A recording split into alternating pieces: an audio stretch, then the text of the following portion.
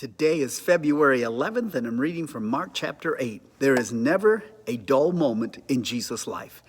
If you had had an opportunity, as the disciples did, of living in the inner circle and going with Jesus everywhere he went, can you imagine the breakneck speed that you would be journeying every day? And that's why it's incredible to consider the fact that they so often seem to have a lack of faith, because everywhere he went, something's happening. Everywhere. It wasn't just his ministry. It was the life of Jesus. He lived it. And that's what we're supposed to do. I don't want to just be someone who has church once a week. I want to be somebody that works and operates in the kingdom of God every waking moment in every situation.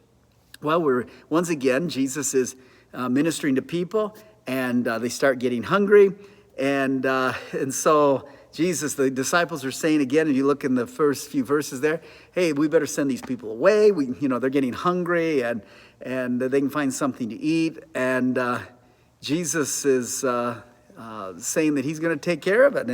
And the disciples ask the question, how can one satisfy these people with bread here in the wilderness? Now, I don't know if it strikes you as interesting or not, but isn't it strange that after having experienced Jesus doing what he did with the 5,000, that he now is dealing with them about another opportunity for a miracle, and they're bewildered. It's like, I don't know how we're going to take care of this. And they just came through Jesus performing this work before. Either they just didn't realize it was a miracle and they thought Jesus had a stash somewhere, or they're forgetful, or they just haven't figured it out yet. It's insane to me. And so again, he performs that incredible miracle, and the people are fed. The Pharisees, of course, their skeptics are everywhere, and if they're not your enemies, even those closest to you sometimes will have all kinds of questions, and will try to raise your own doubts about this faith that we embrace.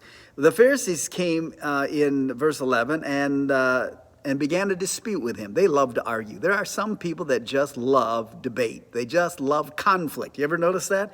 Some people just thrive on it. And these religious leaders were driven by such a spirit. Anybody that has that spirit, you can be sure it's not a good spirit, because it's kind of like the Pharisees.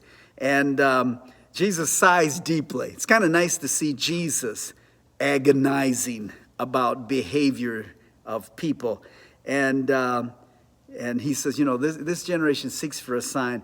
And he says, hey, no sign's going to give. In the book of Matthew, Jesus said they'll only have the sign of Jonah in the belly of a whale, and which he was referencing his death and resurrection.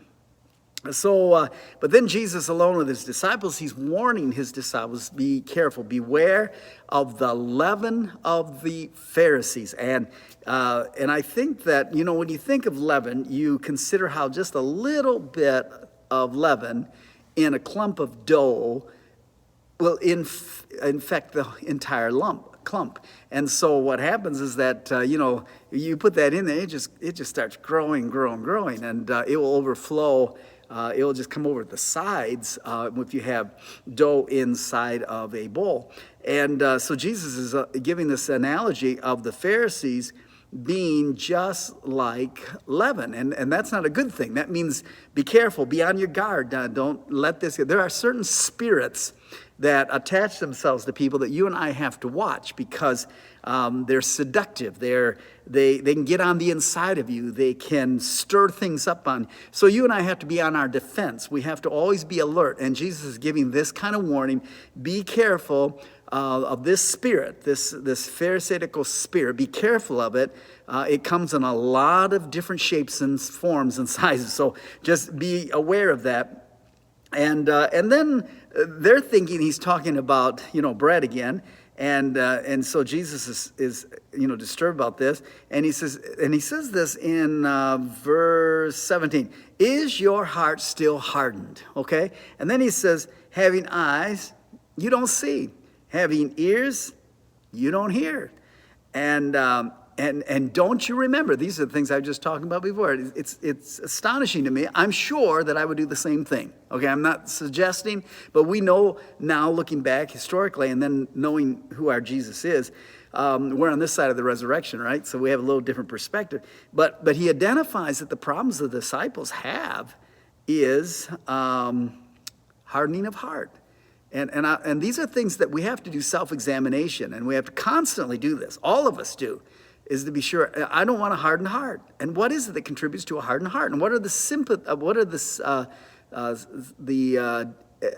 evidence of one who has a hardened heart? And eyes that I can't see, and ears that I cannot hear. And he's speaking there not in the natural sense, but seeing things, perceiving things in the spiritual sense, that I can see into the unseen realm, that I dare to believe in things that I cannot see, that I hear. And that's the reason Jesus said again and again, having ears to hear, let him hear. And we've got to have a perception, we've got to be tuned into heaven's frequency if we're going to be able to overcome natural tendencies of not believing. And Jesus is baffled when he says, how is it you do not understand? So then Jesus in verse 22, he goes and there's a beggar coming to him, and they're begging him to touch a blind man. And so Jesus took the blind man by the hand, and he leads him out of town. Now, this is kind of interesting, kind of like what he did with the little girl. Remember when everybody's laughing when he said she's not asleep, or she's not dead, she's just sleeping, and they ridiculed him. They laughed him to scorn. And so Jesus put them all out, and then he went in the room. It's as if he's putting doubt out. He's putting all of those skeptics out, because it does impact. Unbelief is very contagious. It's like a cancer. And so Jesus took the man by the hand and led him out of town. Interesting, though, that you can see that the man himself had been impacted by and contaminated by the unbelief, because he takes him out. He does this very bizarre thing. He spits in the eyes, put his hands on him, and then he says, do you see anything? This is Jesus touching this man. And he says, I see men like trees walking, which means he didn't have perfect vision. It was distorted. Jesus prayed for him, and he's not healed. And people forget this. And sometimes some people suggest, hey, just pray once, and if you really believe it, you don't pray again. But it's interesting here. Jesus prayed again, or he touches the man again, and so puts his hands on him again, and then he can see clearly. I think that this demonstrates that there is a spiritual battle that's raging, and when we pray, there's perseverance. We have to press in. The problem in this situation was not Jesus. It wasn't the fact that Jesus lacked faith. It was the issue that obviously there were some hindrances. There was some interruptions here. And this man had some things in his heart. Unbelief. I don't know what that might have been. But evidently Jesus presses in, and he lays his hands upon him. And so we see here how faith is activated, and how we have to be willing to war and fight, and not give up, and to press in until we get it. And then once again in Mark's account, Jesus is asking who people say that I am. Peter answers, you're the Christ. You are the Christ, and the anointed one. He's really identifying him as the promised Messiah that would come into the world. And so Jesus then begins to share about his future. It seems so crystal clear, doesn't it? When we look into the 31st verse, he says, listen, here's what's going to happen. Son of Man, referring to himself, is going to suffer many things. Then he says he's going to be rejected by the elders, the chief priests, and the scribes, okay? Then they could probably understand that was happening. And then he says that he's going to be killed. Now, he's so clear on this. And that he's going to be killed, and then 3 days he's going to rise again. It's so explicitly clear that it's incredible they didn't get it. And then he says he spoke this word openly. There was no parable here. There was no. He wasn't concealing it. He openly shared this. And then here's where Peter takes him aside, rebukes him, and tells him that's not going to be. And Jesus then says, "Hey, Peter, get behind me, Satan. You're not mindful of the things of God." I'll tell you, I want to be mindful of the things of God. There are things in our flesh that we may be repulsed at. There are things that cause us to retract because we're not familiar, we're not used to it. There are words or rhemas that come from God at times that it's going to be bitter. We may not want to receive it. We have to be willing to have the mind of Christ, to wait upon the Lord and to discern everything, to determine what is of God, what is of man, and what is of the devil. And then finally, Jesus speaks about the same suffering that you and I are going to have to go through that Jesus went through. And what does he say? He says in, let's see, look down verse 34, whoever desires to come after me, what does he say you're going to have to? You're going to have to deny yourself. You're going to take up a cross and you're going to follow me. And so we know cross is execution. We know cross is certain death. And so it's not just picking up some difficult things in life. It means you're going to die to self. That's what he's saying. So if you're going to follow Jesus, he's saying you're going to have to be willing to deny yourself. You're going to have to be willing to take up a cross, and you're going to have to follow Jesus. And he gives this clarification that if you're going to try to save your life, then you'll end up losing your life. And whoever loses your life for his sake, for the sake of Jesus, then we're going to save our life. This is that upside down kingdom. It's so backwards from the way we think. You know, if we can do everything we can to keep ourselves safe, we'll be okay. Jesus is saying, let go and just release it, and then you're going to be safe.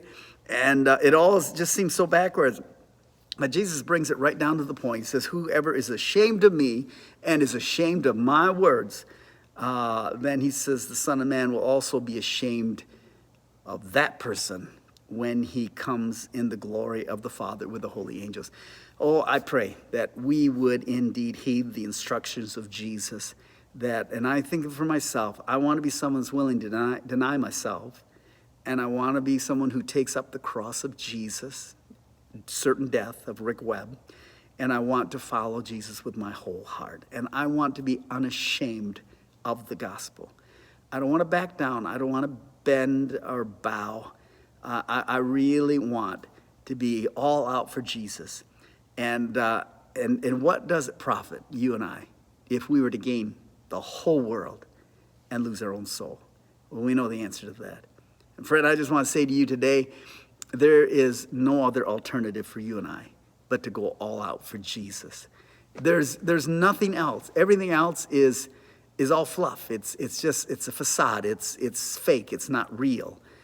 But to chase after Jesus, to follow him, to deny yourself in this world, I'm telling you, it's worth it all. And we will know that as we run this race. Sure, there's going to be persecution. There's going to be rejection. There's going to be the cross. But there's a resurrection, and we're guaranteed that we're going to rise again, and there's a place being prepared for you and I, and it's going to be worth it all. We'll be with all the glorious things he's promised to provide us in that paradise, but more than all of that, we're going to be there with Jesus. I pray, may you walk with that confidence of knowing that you're a child of God today.